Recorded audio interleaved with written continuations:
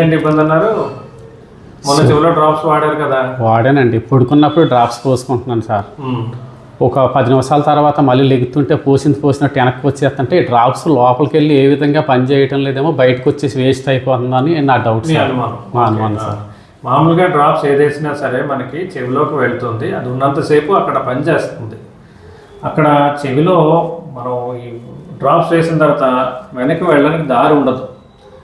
ఇక్కడ మనకి దీన్ని బయట చెవి అంటారు, ఆ తర్వాత కర్ణబేరి అంటారు కొంతమంది తెలుగులో, లేక టింపానిక్ మెంబ్రేన్ అంటారు.